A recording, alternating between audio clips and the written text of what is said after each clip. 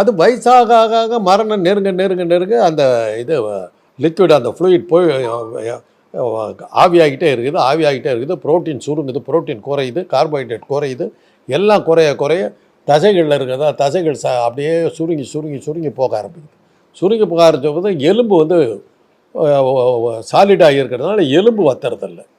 கடைசியாக பார்த்தீங்கன்னா எலும்பு மேலே வெறும் ஒரு தோல் மாத்திரம் தான் இருக்கும், தசைகள் பூரா போய்டும். எங்கள் காலத்தில் காமா பயில்வான் இருந்தார், பாகிஸ்தான்லாம் பெரிய இடத்துக்கு முன்னாடி. அவர் உலக புகழ் பெற்றவர்.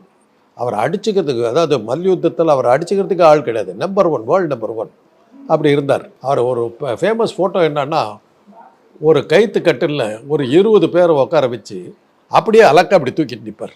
இந்த மாதிரி 20 பேர் மேலே உட்காந்துருப்பாங்க. அப்படிப்பட்ட ஆள் சாகும்போது எலும்பும் தோலுமா அவர் கட்டில் படுக்க வச்சுருக்காங்க. உடம்பு எங்கே இருக்குன்னு தெரியல, அந்த அளவு கிடச்சி போயிருக்கு. இல்லை அவங்களுடைய பழக்க வழக்கங்கள் அதுக்கு இதுக்கு எதுவும் இல்லை. நீங்கள் காமா பயில்வானை விட பயிற்சியெல்லாம் எடுக்காமல் இருந்திருப்பாங்க.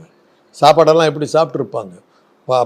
அந்த குஸ்தி பயில்வான்கள் குத்துச்சண்டைக்காரங்களும் சாப்பிட்ற சாப்பாட்டை கட்டிங்கன்னா ஒரு ஹோட்டலே சாப்பிடுவாங்க. காலையில் 16 முட்டை, மத்தியானம் 25 முட்டை அப்படிம்பாங்க இஷ்டத்துக்கு. அரைக்கா ஒரு 2 கோழி இப்படி தான் சாப்பிடுவாங்க.